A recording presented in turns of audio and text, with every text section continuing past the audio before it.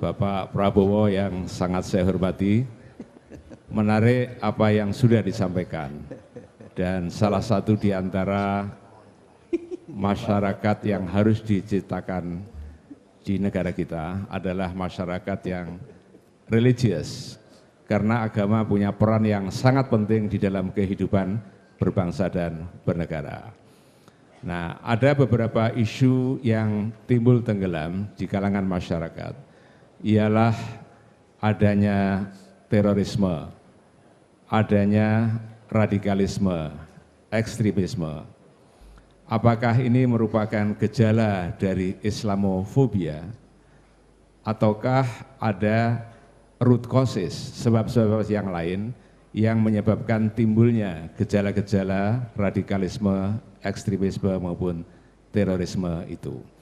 Nah, saya ingin bertanya, bagaimana pandangan Bapak Prabowo tentang gejala-gejala itu, apa sebab-sebabnya, dan bagaimana cara mengatasi supaya masyarakat Indonesia itu menjadi masyarakat yang aman, yang adil dan makmur. Yang kedua adalah persoalan internasional yang ada hubungannya dengan agama juga. Kita akhir-akhir ini masih seringkali mendengar perbincangan tentang masyarakat atau etnis Uighur di Cina, yang itu menjadi perdebatan internasional. Kita masih mendengarkan kisah bagaimana orang-orang Muslim Rohingya di Myanmar. Kita masih saat ini melihat bagaimana tragedi yang terjadi di Palestina. Nah, kira-kira seandainya nanti Bapak ditakdirkan oleh Allah menjadi presiden, kira-kira apa langkah-langkah yang konkret yang bisa menyelesaikan persoalan Uighur, persoalan Myanmar, dan juga persoalan Palestina. Terima kasih. Oke, monggo langsung Pak Prabowo.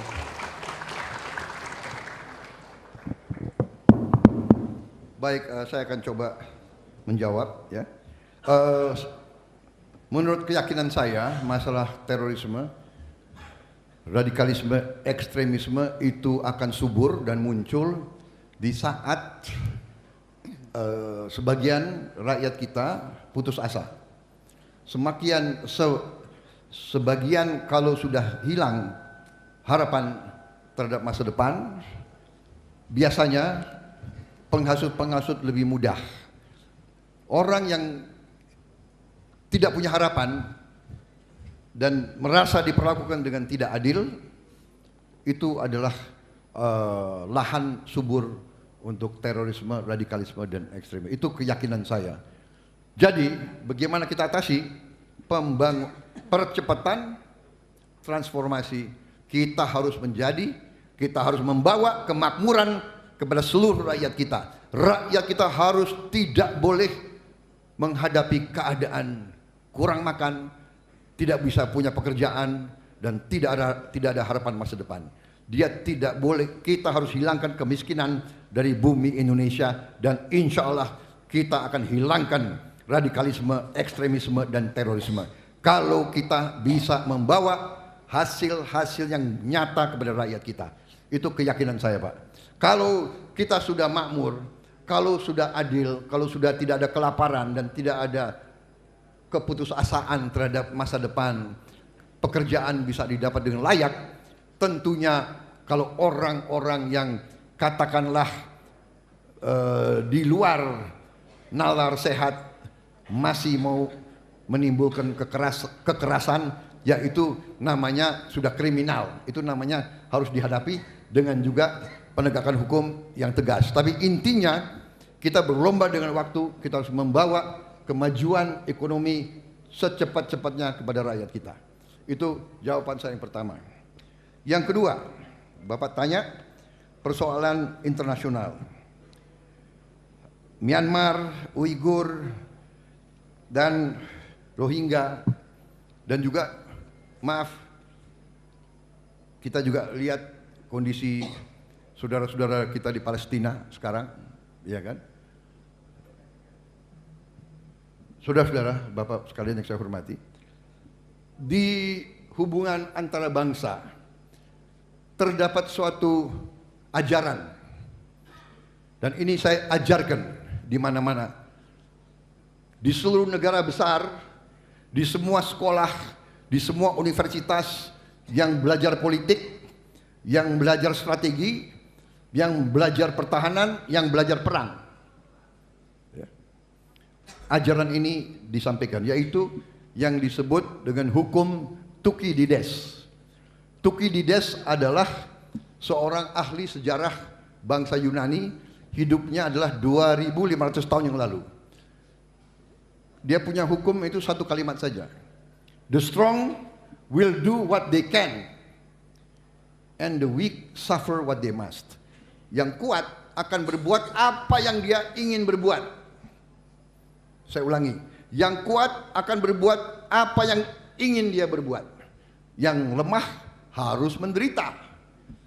Ini ajaran yang saya heran jarang diajarkan di Indonesia, Pak. Saya yang selalu bawa-bawa ini. Di kalangan sekolah-sekolah tentara ini saya coba sekarang hidupkan. Karena ini kunci. Sekarang, katakanlah kita mau bantu Rohingya. Apa yang bisa kita bantu, Pak? Rakyat kita sendiri kurang makan. Anak-anak kita sekitar 20% lebih kurang gizi.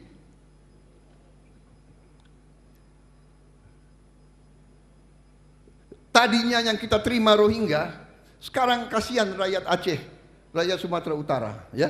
Ini saya bicara praktis, Pak. Saya praktisi, Pak. Ya. Jadi, sekarang kita mau bantu Palestina. Apa yang bisa kita bantu? Kita kirim bantuan. Kemarin kita kirim 50 ton.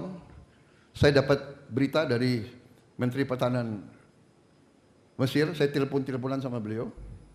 Dia Gaza butuh 1000 ton sehari. 1000 ton sehari. Sekarang masalah Uighur, ya kan? Kita bisa bikin apa sama Tiongkok kalau kita mau berbuat real? Tapi secara nyata sekarang kita lakukan diplomasi, kita lakukan kontak, kita lakukan engagement, dan kita utamakan persahabatan. Dengan bersahabat kita bisa diterima dan mereka ngundang kita. Saya kira kalau Muhammadiyah mau bikin satu delegasi, saya akan bicara, pasti mereka terima suatu delegasi dari Muhammadiyah untuk datangi daerah Uighur, lihat tiap kampung, tiap kota, lihat perlakuannya bagaimana. Saya kira itu salah satu. Jadi Rohingya, ekstremisme, kemudian masalah Palestina, Indonesia intinya, Pak, harus kuat. Karena begini, Pak, kalau kita bicara kekayaan, kalau negara kaya tapi tidak kuat, negara ini akan dirampok. Dan ini sudah berjalan 300 tahun dan sampai sekarang berjalan terus di Eropa, berjalan terus di Afrika. Negara-negara Afrika sekarang mau usir orang-orang Perancis. Karena apa? Dia kasih kemerdekaan tapi dia pegang ekonominya. Afrika nggak maju-maju. Sekarang Afrika sudah mau ikut-ikut kita. Hilirisasi. Itu jawaban saya. Kita bikin Indonesia kuat. Karena kalau kita lihat unsur-unsur kekuatan nasional itu tidak satu. Kita tidak bisa bicara ekonomi saja. Salah. Para ekonom yang hanya bicara ekonomi itu keliru. Ekonomi bagian dari politik, bagian dari sumber semua ini, geo, demo, sumber daya alam, ekonomi, politik, militer, dan kejiwaan.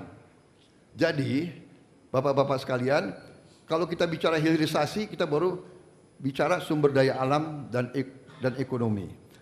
Kalau kita bicara demografi tadi, rakyat, anak-anak kita harus kita bikin hebat, bikin kuat, harus kita kasih makan, harus kita kasih susu. Sekarang, tidak ada lagi neolib. Saya mengatakan ekonomi kapitalisme neoliberal keliru.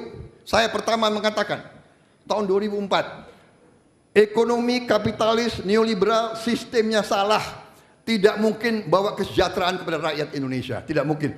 Rakyat Eropa saja sudah meninggalkan neolib. Rakyat Rakyat Amerika sendiri sudah meninggalkan New Deal. Jadi saudara-saudara, kita perlu satu sistem baru. Sistem kita adalah ekonomi Pancasila, ekonomi yang membela rakyat kecil. Saya kira itu jawaban saya, Pak. Terima kasih. Baik, terima kasih Pak Prabowo. Tepuk tangan Bapak sekalian, Bu Ibu. Terima kasih, jawabannya sangat meyakinkan. Pak